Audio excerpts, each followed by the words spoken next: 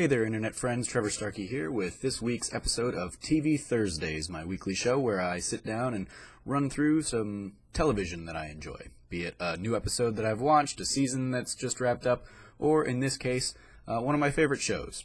This week I want to touch on Futurama from Matt Groening and David X. Cohen. I was a fan of the series from pretty much the beginning. I definitely, as a child who watched The Simpsons all the time, this was definitely a natural progression as I was kind of entering high school in 1999 when the series came out. And it is a series that I have watched time and time again. I've probably watched every episode half a dozen times. I've probably watched every episode with commentary at least a couple times.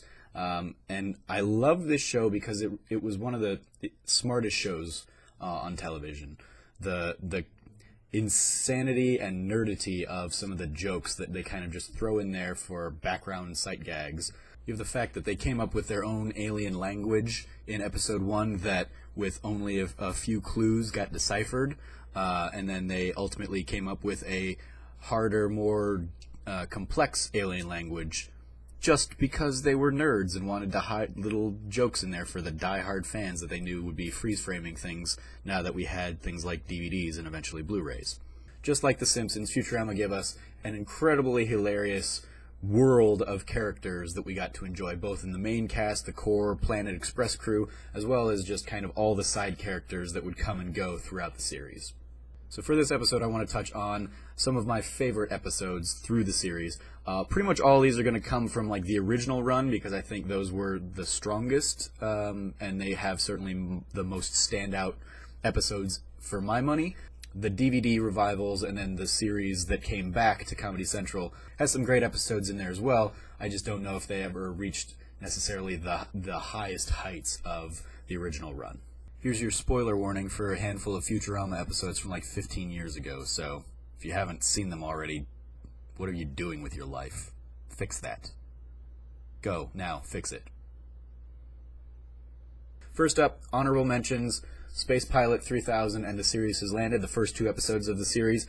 They did an incredible job establishing the tone of the show, filling it with humor, but also acutely aware that there's an inherent tragedy in Fry getting thrust 1,000 years into the future away from all of his family and friends, even if he didn't really like his family and friends all that much.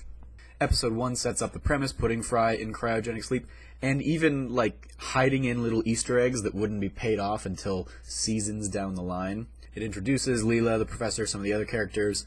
Episode 2 fleshes out the Planet Express crew and takes us off-planet to the moon, which for Fry is this incredible moment in history, but for the Planet Express crew, it's a 10-second trip to a shitty amusement park.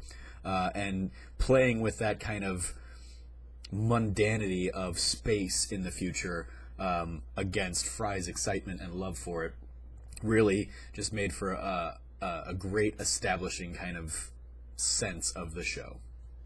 Another standout episode that I love that probably isn't one of the best episodes of the series, but it's one of the ones I always think about for whatever reason when I think about the show, is Fry and the Slurm Factory, which was Futurama's take on Charlie and the Chocolate Factory. You have Fry win a sweepstakes by drinking a ton of Slurm, the highly addictive soda in Futurama.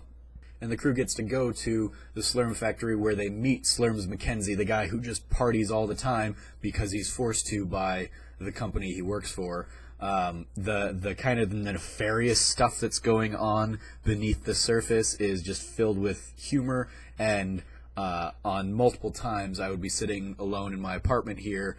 I'd have a great moment in a video game or something, and I would just scream out to myself, "Wimmy wham wham wazzle!"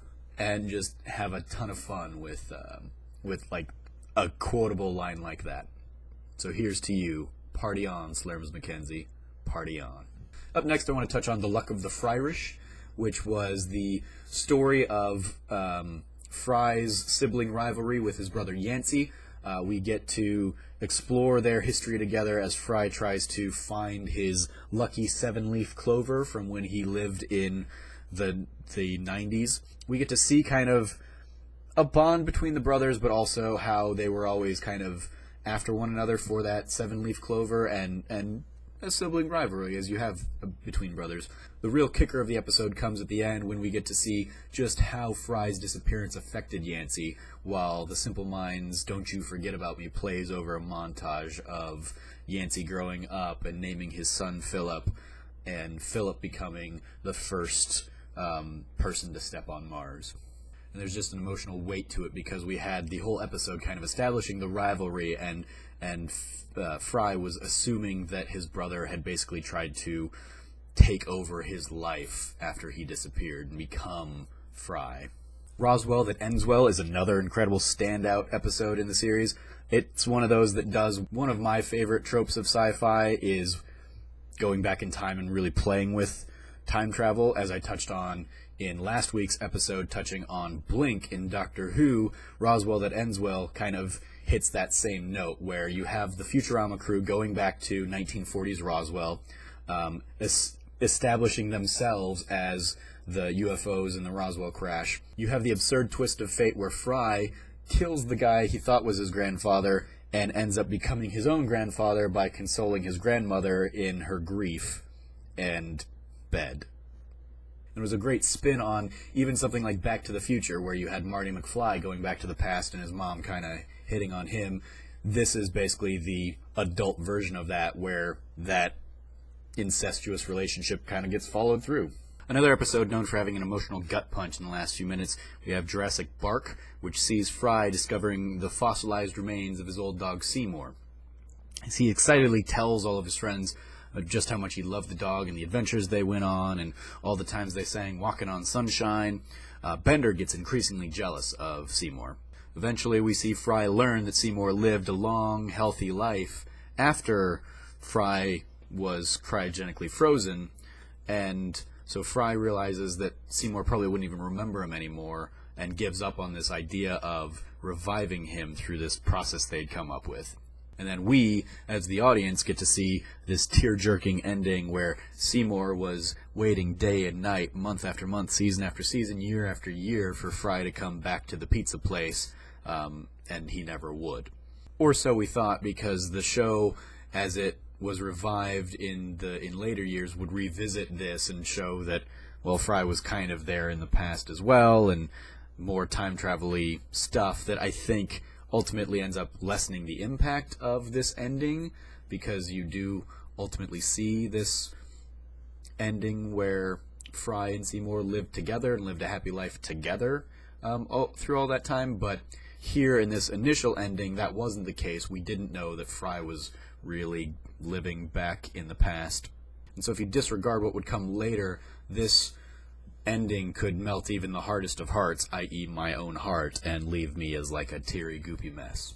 The last episode I want to touch on, arguably the best episode Futurama ever did, The Devil's Hands Are Idle Playthings. Not originally intended to be a farewell finale kind of episode, just worked out that way in terms of the schedule. This episode ended up being the final one we saw in the original run of the series. It tells Futurama's twist on the Faustian tale, which is where a character makes the deal with the devil. Desperate to impress Leela, Fry implores the robot devil to get a set of robot hands so that he can play this incredibly difficult instrument, the holophoner, which can create like a holographic image and show for you as you play it well. Through the robot devil's own oversight, Fry ends up getting his hands, which gives him the incredible ability to play the holophoner.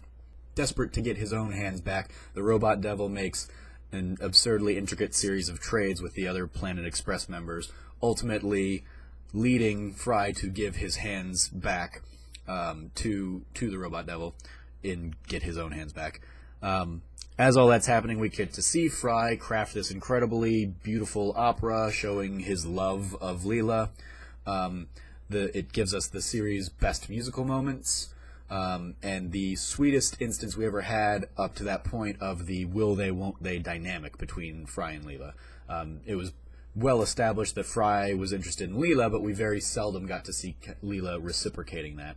And here, as the de facto finale, the last image we end up seeing is Fry being reunited with his own hands, but Leela wanting to hear his holophoner opera anyway.